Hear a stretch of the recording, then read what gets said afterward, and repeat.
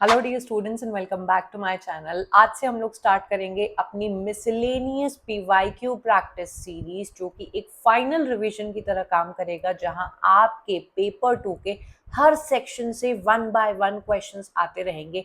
ये आपकी exact practice कराएगा of how you are going to see the questions when you are sitting in your exam centre. जहां एक question British से आ रहा है तो अगला रिसर्च से आ रहा है, एक कल्चरल से आ रहा है तो अगला लिटरेरी मूवमेंट से आ रहा है। आज का वीडियो आपकी बहुत ज़्यादा हेल्प करेगा, बट अगर आप सेक्शन वाइज क्वेश्चंस को लगाना चाहते हो तो ऑलरेडी मैंने बहुत सारे पीवाईक्यू प्रैक्टिस सेशंस बना के रखे हैं जो आपको मेरे यूट्यूब चैनल पर फ्री में मिल जाएंगे। देयर आर 71 वीडियोस जो अक्रॉस लिटरेचर के एग्जाम में आपकी हेल्प करता है। Many students have benefited from this free playlist, तो मेक श्योर कि आपने इसके सभी जितने भी मैंने वीडियोस बनाए हैं उनको अवेल किया हुआ है एंड उनको देखा हुआ है। आइए अब हम लोग स्टार्ट करते हैं अपने क्वेश्चंस को लगाना। मुझे जरूर से कमेंट करके बताइएगा कि आपके कितने करेक्ट आंसर्स हुए। जनवरी 2026 में आपसे पूछा गया है एक assertion and reason based question which says assertion the best known cycles of miracle or mystery plays come from York, Wakefield and Chester। तो ये वाला स्टेटमेंट आपका पूरी तरीके से ट्रू है। आपको थोड़ा सा बैकग्राउंड पता होना चाहिए कि 14th सेंचुरी में the earliest form of drama came in the form of your miracle plays, mystery plays and one more which is morality plays। ये बाइबल के लेसन्स को उठाकर पब्लिक स्फीयर्स में प्ले किया करते थे एंड लोगों को एडुकेट किया करते थे, अच्छी लेसन्स दिया करते थे जो कि बाइबल के लेसन्स उठाए जाते थे। Now York, Wakefield and Chester are the name of 3 towns जहां पर इनके जो प्लेस थे, द मोस्ट सक्सेसफुल साइकिल्स जिसको कहा जाता है, वो इन तीनों जगहों पर परफॉर्म की जाती थी। तो ये हो गया आपका करेक्ट स्टेटमेंट। रीजन दिया है king Alfred encourage the use of vernacular in the late 9th century. Vernacular का मतलब होता है कि आम भाषा या आम लोगों की जो भाषा बोली होती है उसको इन्होंने इनकरेज किया है। But he made it clear that this was very much the second best, necessitated by the deplorably low standards of Latin learning in his kingdom। अब आपको थोड़ा सा बैकग्राउंड पता होना चाहिए कि 9th सेंचुरी में ये जो हमारे किंग अल्फ्रेड आते हैं, सबसे पहले तो आपको इनके बारे में ये पता होना चाहिए कि ये वो इंसान है जिन्होंने वाइकिंग इन्वेजन से इंग्लैंड के पीपल को डिफेंड किया, मतलब बचाया था इनको। देन उस टाइम पर जो इंग्लैंड था वो कई सारे स्मॉल स्मॉल किंगडम्स में डिवाइडेड था, उनको ये यूनिफाई करने का काम करते हैं एंड इंग्लैंड की आइडेंटिटी को ये स्ट्रॉन्ग बनाते हैं। नॉट ओनली दिस, ये वहां के लोगों को एडुकेट करने का काम करते हैं। बट द प्रॉब्लम इज वहां के लोग उस टाइम पर बोलते थे old English language and Latin language at that point of time was the language of the scholarly people. Church में जितने भी स्कॉलर्स हैं जो बाइबल लिख रहे हैं या बाइबल पढ़ रहे हैं, सिर्फ उन्हीं चुनिंदा लोगों को लैटिन आती थी। तो ऐसा पॉसिबल नहीं है कि आप किसी के भी किंगडम में जाओ और बोलो कि चलो कल से तुम्हें ये भाषा पढ़नी होगी, लोगों को पता ही नहीं है उस भाषा के बारे में। तो वर्नाकुलर में ये एडुकेट करते हैं लोगों को विच इज ओल्ड इंग्लिश। हालांकि इनको पता था कि ये सेकंड बेस्ट चॉइस है। इस स्टेटमेंट से कोई भी बच्चा ये ना समझे कि ये लैटिन लैंग्वेज को पसंद नहीं करते थे या लैटिन लैंग्वेज से इनकी कोई प्रॉब्लम थी। Old English language was the only option he had, क्योंकि लोगों को वही भाषा आती थी एंड उनको एडुकेशन उनकी ही भाषा में देने से ये स्टार्ट करते हैं। तो both A and R are correct, लेकिन आर आपका करेक्ट एक्सप्लेनेशन नहीं है ए का, क्योंकि देखो यहाँ पर 14th सेंचुरी की बात हो रही है, यहाँ पर 9th सेंचुरी की बात हो रही है, तो कॉज एंड इफेक्ट रिलेशनशिप नहीं है। हालांकि दोनों स्टेटमेंट आपके ट्रू हैं। I hope this is clear. जून 2025 में आपसे पूछा गया है एक बहुत ही common term which is territorialization is a term given by, now this particular term is a collaborative term given by Giles Stelius and Felix Guattari, जिनको हम लोग पोस्ट स्ट्रक्चरलिज्म एंड डीकंस्ट्रक्शन की थ्योरी के अंदर पढ़ते हैं। अब ध्यान से समझना कि ये जो टर्म है इससे रिलेटेड 3 टर्म्स आते हैं। पहला है आपका टेरिटोरियलाइजेशन, दूसरा है आपका डीटेरिटोरियलाइजेशन एंड तीसरा है आपका रीटेरिटोरियलाइजेशन। जब हम लोग टेरिटोरियलाइजेशन के बारे में बात करते हैं, माने की टेरिटरी, माने की किसी का इलाका। जब आपका कोई एक फिक्स्ड इलाका बन जाता है, आप वहां पे कुछ रूल्स तय कर देते हो, कुछ चीजें आप ऑर्गेनाइज कर देते हो, वहां पर बन जाती हैं आपकी बाउंड्रीज। जैसे कि हम लोग जब अपने नए सेशन में एक क्लास के अंदर जाते हैं, वो एक ओपन और एक फ्लूइड स्पेस होती है। फिर उसके बाद वहां जाकर आप अपनी मनपसंद की कोई बेंच ढूंढ लेते हो एंड फिर उस बेंच को अपना इलाका, अपनी टेरिटरी, अपनी बाउंड्री बना लेते हो कि भाई you are going to associate your identity with this particular bench. बच्चे तय कर लेते हैं कि मैं भैया यहाँ पे बैठूंगा, ये मेरी सीट है, I am a back bencher, I am a front bencher. Teacher का भी अपना एक इलाका जो सेट होता है ब्लैक बोर्ड वाला, जो टीचर की डेस्क होती है, वो एक फिक्स्ड आइडेंटिटी के रूप में हमें देखने को मिलती है। कोई भी बच्चा जाके उस टेरिटरी में जाके नहीं घुस सकता है, बैठ सकता है, because there are fixed rules, organised rules. तो टेरिटरी एक ऐसी ही चीज होती है जहां पर आप एक फिक्स्ड आइडेंटिटी एंड रूल्स को बना लेते हो। देन वी हैव डी टेरिटोरियलाइजेशन, जहां पर आप पुराने रूल्स को तोड़ देते हो, एंड रीटेरिटोरियलाइजेशन की वहां पर आप अपने नए रूल्स बनाते हो। तो ये तीनों कॉन्सेप्ट आप लोग को साथ ही साथ पता होने चाहिए। January 2025 में you see a very common question from literary theory where you have to match your writers with their respective ideas or their works. So point number A, Mikhail Bakhtin match करेगा correctly with point number 3 which says dialogue as the intrinsic feature of language. Mikhail बख्तिन का मानना था कि आपकी जो भाषा होती है वो inherently dialogic ही होती है. Every single utterance that you speak उसमें कनेक्शन होता है आपकी प्रीवियस अटरेंस का and that it also anticipates the future one. तो बहुत दोनों तरफ से आप कनेक्शन देख पाते हो एंड दैट इज वाई ये किसी भी वर्क को, नॉवल को एंड टेक्स्ट को डायलॉजिक बताते हैं. नेक्स्ट इज मिशेल फुको जिनका वर्क है order of things archaeology of human sciences जो करेक्टली मैच करेगा with point number 1. Then we have रोला बार्थ जिनका फेमस कॉन्सेप्ट यहाँ पर आपको देखने को मिल जाएगा कि text can be either readerly और राइटरली. इनका एक वर्क है SZ जिसके अंदर इन्होंने रीडरली एंड राइटरली टेक्स्ट के बारे में बताया है कि रीडरली टेक्स्ट आपका कन्वेंशनल पैटर्न होता है, पैसिव रीडिंग होती है, where is your writerly text ऐसा होता है जिसमें आप एक्टिवली पार्टिसिपेट कर पाते हो and it does not goes about in a linear manner. तो ये वाला पॉइंट यहाँ से मैच करेगा. सिगमंड फ्रॉइड और साइको एनालिटिक के किंग जिनको बोला जाता है, he talks about the dreams and it's royal connection with the unconscious mind, making point number 3 और करेक्ट आंसर. ऐसे टाइप के जो क्वेश्चंस होते हैं ज़रूरी नहीं है कि आपको सारे वर्क्स ही एक जगह लिख दिए जाएंगे and you will have to match them. कभी कभी आप आइडियाज एंड कीवर्ड्स पकड़ के भी ऐसे आंसर्स को क्वेश्चंस को आंसर्स कर सकते हो. I hope this is clear. जनवरी 2025 में आपसे एक क्रोनोलॉजी बेस्ड क्वेश्चन पूछा गया है जो अब काफी नंबर्स में आपके एग्जाम में आता है. यहाँ पर आपको सभी क्रिटिकल वर्क्स दिखाई देंगे जिनको आपको प्रॉपर सीक्वेंस में लगाना है. Now I would like to tell you about a trick. Suppose करिए कि आपको इन वर्क्स की या सभी वर्क्स की आपको डेट नहीं याद है, तो आप क्या करेंगे? क्वेश्चन को छोड़ के चले आएंगे.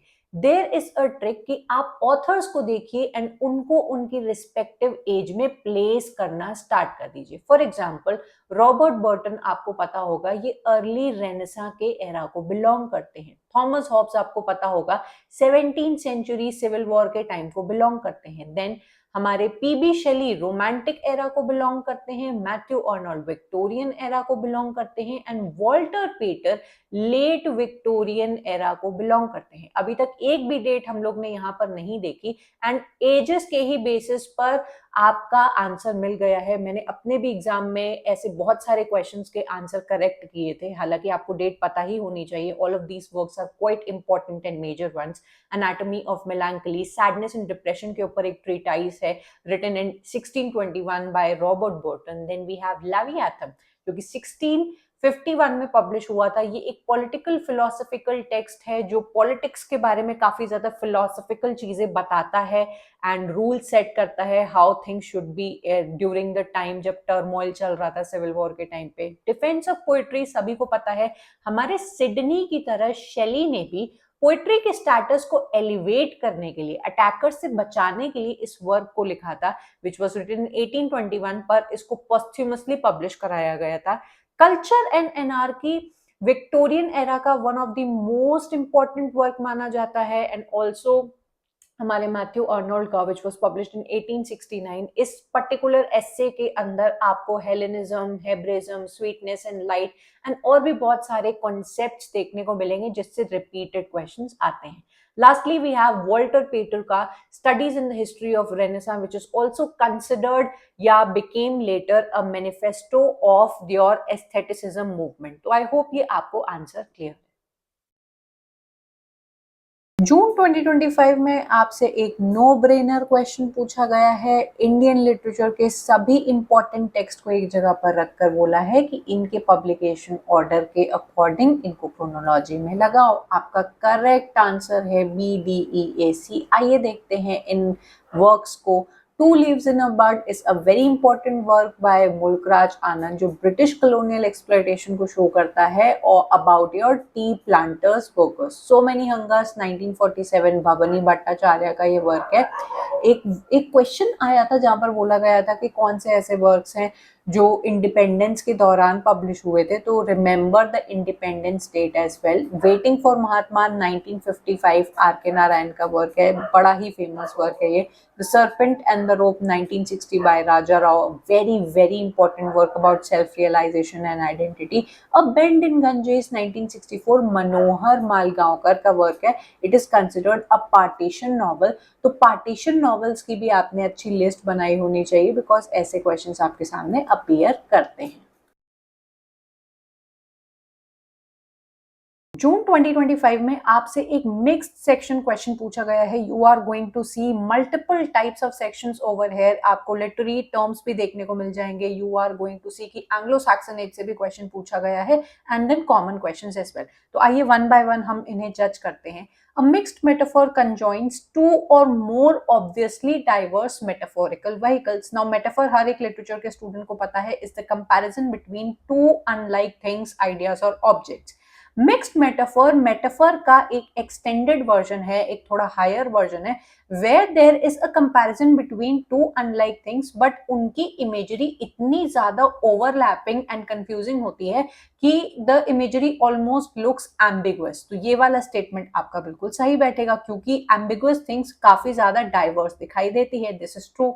In metonymy, a part of something is used to signify the whole. Now, this particular statement judges कि आपको आपके लिटरेरी डिवाइसेस की समझ कितनी ज्यादा अच्छी है। अब ये पूरा स्टेटमेंट सिनेडोची नाम के लिटरेरी डिवाइस पर फिट बैठता है, where I could say that there are 20 heads sitting in the room. तो a part is signifying the whole. अब जाहिर सी बात है कि 20 खोपड़ियां तो नहीं बैठी हैं, देयर आर 20 पीपल सिटिंग, तो उनके एक पार्ट को मैंने डिनोट कर दिया, जिसको हम सिनेडोची कहते हैं, and not metonymy. Point number C, to scan a passage of verse is to go through it line by line to analyze its content, theme and diction. ये वाला statement बिल्कुल आपका गलत है, because there is a technique by the name scansion जो एक particular verse या poetry के अंदर उसके poetic devices and उसके metaphorical devices, the structure and everything देखने का काम करता है, and not content and theme। तो ये वाला भी statement गलत हो जाएगा।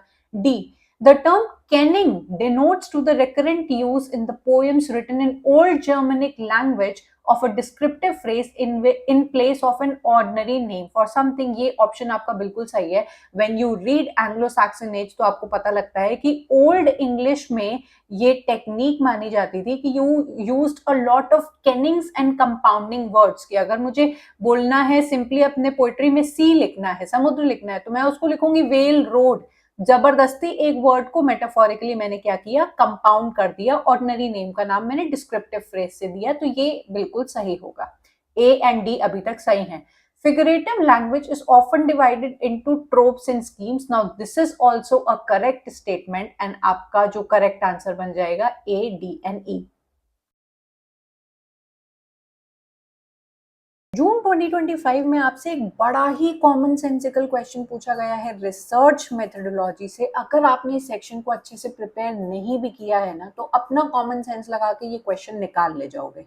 which of the following is not a kind of literary research? Now literature के स्टूडेंट हो, आपको ये चीज तो अच्छे से क्लियर है कि लिटरेरी रिसर्च क्वालिटेटिव होती है, वो क्वांटिटेटिव नहीं होती है, क्योंकि लिटरेरी रिसर्च में आपको किसी भी चीज को एक्सपेरिमेंट नहीं करना होता है, आपको किसी भी चीज को मेजर नहीं करना होता है, आपको उसकी ऑब्जर्वेशन नहीं करनी होती है। तो you can clearly come to an answer कि इसमें से लिटरेरी रिसर्च कौन नहीं है। Experimental research is not a literary research. हम लोग जब लिटरेचर में रिसर्च करते हैं तो बिब्लियोग्राफिक एंड टेक्सचुअल क्रिटिसिज्म उसमें जरूर अप्लाई होता है, जहां पर आप बहुत सारे मैन्यूस्क्रिप्ट्स को पढ़ते हो, आप बहुत सारे वर्क्स को निकाल के पढ़ते हो और उनको क्रिटिकली एनालाइज करते हो, तो टेक्स्ट को आप क्रिटिकली इवेल्युएट करते हो, करेक्ट। बायोग्राफिकल भाई लिटरेचर है तो a lot of authors biography, life and his background is going to be there. And interpretive है जहां पर आप एक टेक्स्ट के कॉन्टेक्स्ट को समझने की कोशिश करते हो कि ये फेमिनिस्ट है, ये मार्क्सिस्ट है, या फिर ये post colonial point of view से लिखा हुआ है। तो ये तीनों आपकी लिटरेरी रिसर्च का पार्ट है, and experimental research is not at all a part of your literary research. जनवरी 2025 का ये क्वेश्चन देखना, Langston Hughes poem I too sing America is a response to which of the following poets? Your correct answer is Walt Whitman. इन्होंने एक poetry लिखी थी, आई hear America singing, ठीक है, ये इनकी एक पोएट्री थी। इसके रिस्पॉन्स में ये वाली पोएट्री लिखी गई है। अब बैकग्राउंड थोड़ा सा समझना, Walt Whitman who is known as the father of free verse, इन्होंने रेवोल्यूशनाइज किया था अमेरिकन पोएट्री को। इनकी कई सारी पोएट्रीज फेमस हैं, जैसे leaves of grass most famous one, then we have I hear America singing, then O captain my captain and a lot of more. ठीक है, इन्होंने अमेरिका के को वर्कर्स को and a lot of people जिनकी voices के बारे में बात नहीं की जाती थी, उनको वॉइस दी है अपनी इस पोएट्री से। पर इसी के रिस्पॉन्स में लैंगस्टन ह्यूज, जो कि एक माउथपीस माने जाते हैं हार्लेम रेनेसा मूवमेंट का, which talks about the black Americans and their identity, इन्होंने कहा कि इस पर्टिकुलर पोएट्री के अंदर इनको अमेरिकन्स की आवाज सुनाई देती है, पर black Americans are still excluded, and that is why इस पोएट्री की जो पहली लाइन है आई टू सिंग अमेरिका, वो एक्सक्लूजन मांगती है एंड डिस्क्रिमिनेशन को कहीं ना कहीं दबाने का काम करती है। So please keep clear of the connection. जनवरी 2026 में क्वेश्चन पूछा गया है, इसको ध्यान से समझिएगा।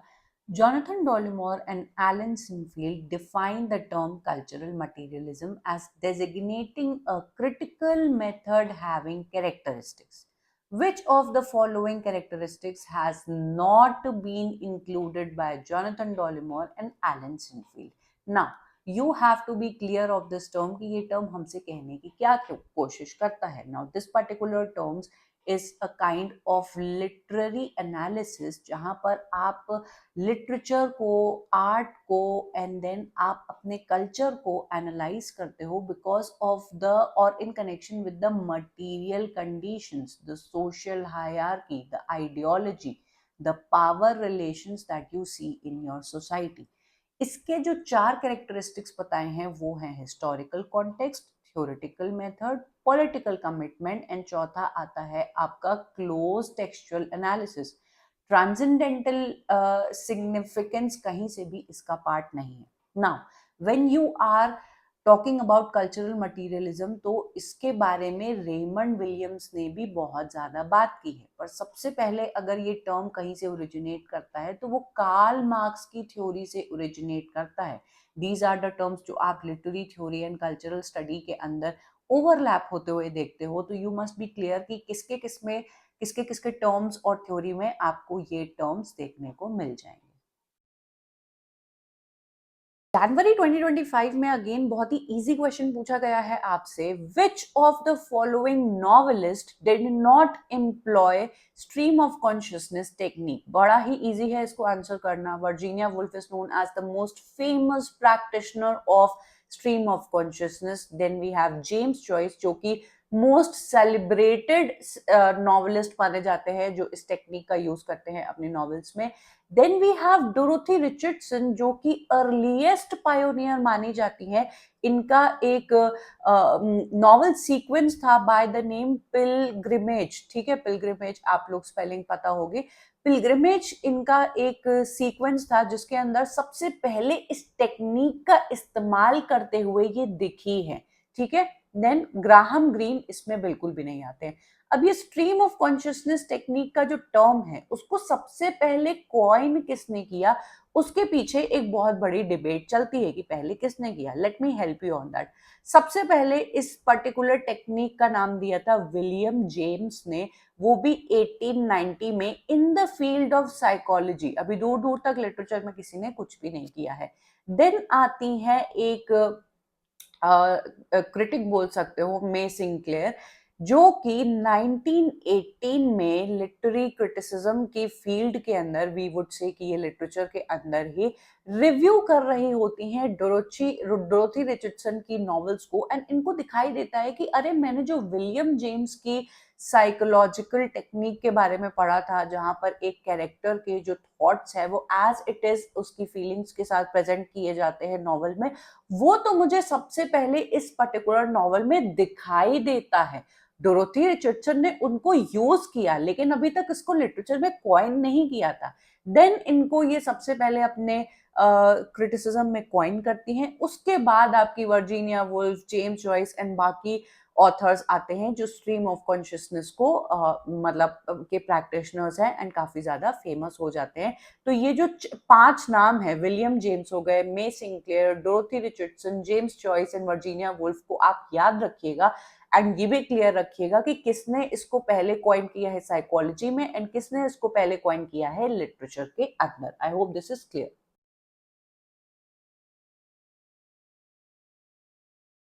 Look at this question from January 2025। बहुत ही इजी क्वेश्चन पूछा गया है आपसे। Who amongst the following was not a member of the Bloomsbury group. Now we have Virginia Woolf जो कि मेंबर हैं इस ग्रुप की, E.M. फॉस्टर जो कि मेंबर हैं, Lytton Strachey is also the member of this group, W.B. Yeats is not at all a member of this group. वो Irish literary revival and आपके एबे थिएटर के movement के साथ जुड़े हुए थे, तो ये बिल्कुल रूल आउट हो जाएंगे। When you are reading such kind of questions तो थोड़ा सा आप रिवाइज किया करिए जिस मूवमेंट के बारे में पूछा गया है कि ये अर्ली 20th सेंचुरी का एक बहुत ही फैसिनेटिंग मूवमेंट था where you see a lot of influential intellectuals and artists. When I say intellectuals and artists, I do not only mean writers and poets. इसके अंदर आपको पेंटर्स दिख जाएंगे, इसके अंदर आपको फिलोसोफर्स दिख जाएंगे, देन इसके अंदर आपको इकोनॉमिस्ट भी दिख जाएंगे। तो this particular group was a very unconventional type of group and also not just because of being this kind of collection, also because of their thought. ये आर्ट को एक अलग ही क्रिएटिव नजरों से देखते थे and they also invited a lot of controversy to their group, क्योंकि ये बहुत ही ज्यादा personal relationships and open sexual relationships के बारे में बात करते थे। इनकी जो पूरी लिस्ट है वो आपको रटी होनी चाहिए, where you see Virginia Woolf, Leonard Woolf, we have Lytton Strachey, we have E.M. Foster, we have John Maynard Keynes जो कि बहुत बड़े इकोनॉमिस्ट थे, we have Clive Bell, Vanessa Bell, Duncan Grant। इनको एलिटिस्ट ग्रुप भी कहा जाता है because most of them went to the university of Cambridge and influence किया था इन्होंने आगे आने वाले मॉडर्निज्म बिलीफ्स को भी। जनवरी 2026 में एक बहुत ही कॉमन सेंसिकल क्वेश्चन पूछा गया है, आप सभी इसका आंसर निकाल लेंगे। असर्शन में कहा है कि television is the popular cultural form of 20th and 21st century. बड़ी ही कॉमन सेंसिकल बात है, सभी को पता है कि आपके मॉडर्न 20th से 21st सेंचुरी में television as a media form आता है, हमेशा के लिए आपकी एंटरटेनमेंट सेक्टर को चेंज कर देता है। So this is a true statement, हमें कोई भी यहाँ पे फॉल्स चीज नहीं दिख रही है। रीजन बोला है meanings and messages are not simply transmitted, They are always produced first by the encoder from the raw material of everyday life, second by the audience in relation to its location and its discourses. आप इस statement से भी बिल्कुल agree करोगे कि Stuart hall ने जो media theory के अंदर प्रोडक्शन एंड रिसेप्शन के बारे में बात की है, इनकोडिंग एंड डिकोडिंग के बारे में बात की है, सिमिलर चीज यहाँ पे बोली गई है कि वन दैट इज प्रोड्यूसिंग, जो प्रोड्यूसर्स होते हैं, जो भी सीरियल्स बनाते हैं, मूवीज बनाते हैं या एड्स बनाते हैं, वो अपने दिमाग के अकॉर्डिंग एक मीडिया के मैसेज को प्रोड्यूस कर रहे हैं.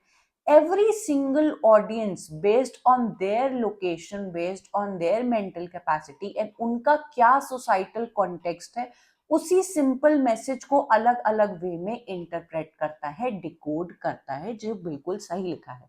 तो both A and R are true, but R is not the correct explanation of A. आप कहेंगे क्यों? देखो यहाँ पे टेलीविजन सब्जेक्ट है, टेलीविजन के बारे में बात की जा रही है.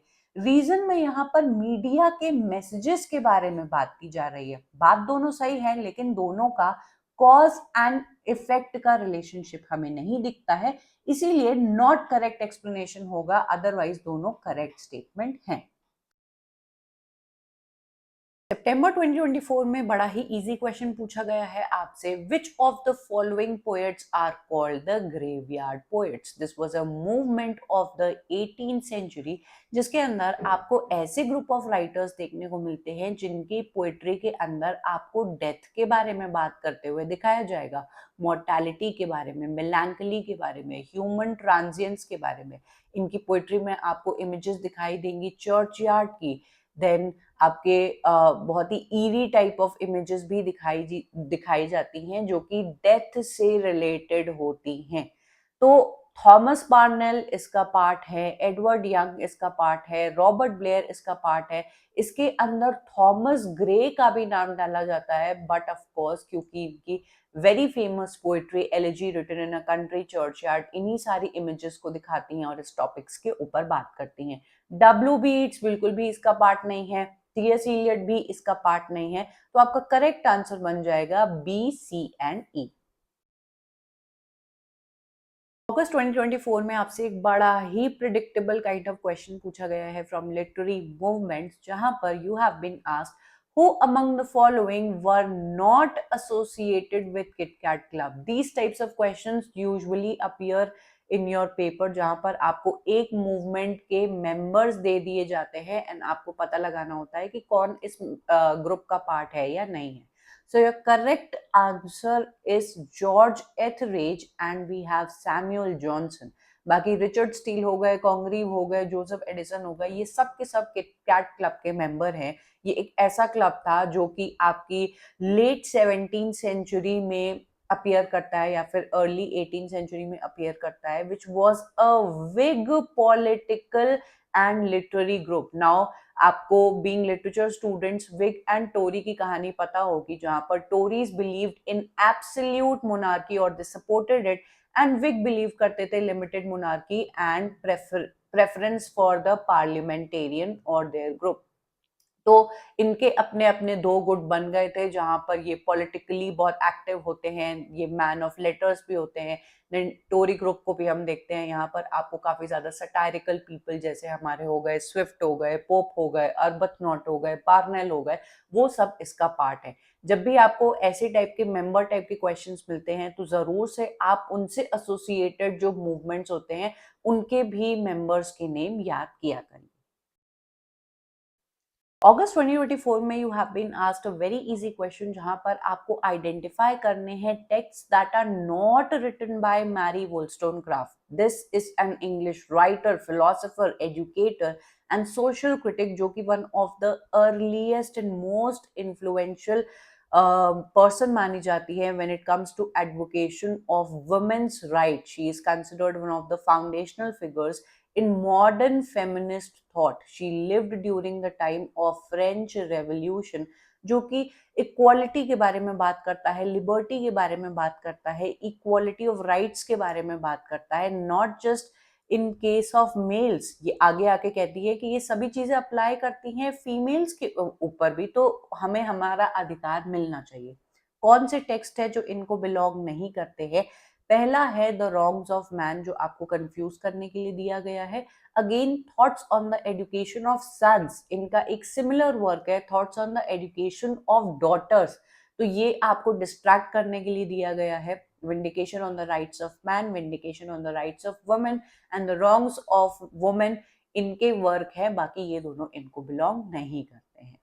So that was quite a good practice of all the miscellaneous questions जो आपको बताते होंगे कि कौन सा सेक्शन कितना अच्छा प्रिपेयर है आपका, एंड अभी भी कौन से ऐसा सेक्शन है जहां पर नीड है थोड़ा सा आपको रिवीजन करने की।